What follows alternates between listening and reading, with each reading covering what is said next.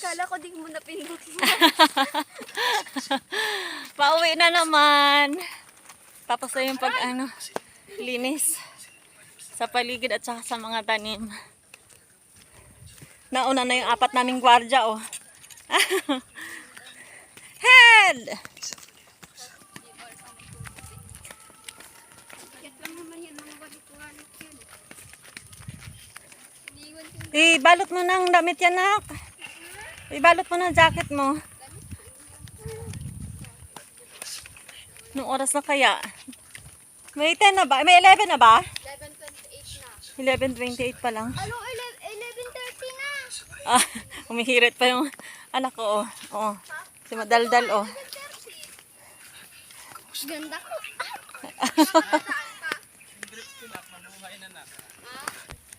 Oo, may dahon na nak ang grapes ni Papa.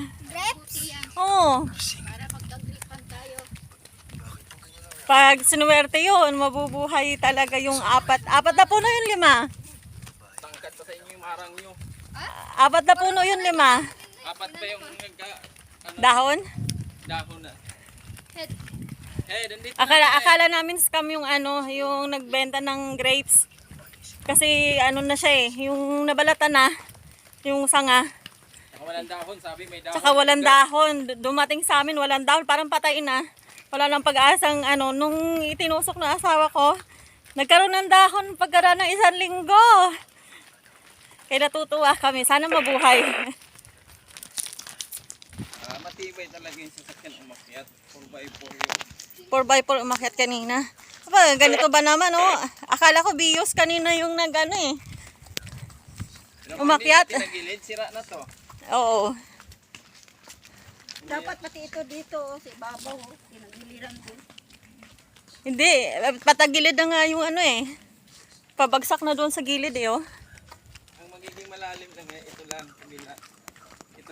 Ito yung sakit niya daw niya pag ginawagan ko. Ay, may sugat. Laging may dumadaan. Oo. Ayan o. Ano na siya, nakaporma na yung parang yung laging dinadaanan ng mga gulong. Lagi siya. Nga lang, 4x4 lang lagi ang makakaakyat dito. Kahit tricycle siguro nakakaakyat. Motor, single. Karga. Dito na yung motor ko na vintage. Vintage natin ng motor. Sabong taon na yung motor na lumo. Kakatawa na si Butoy pag nag-sidecar ka rito. Tatamlingin dito pa yo. Lilipan.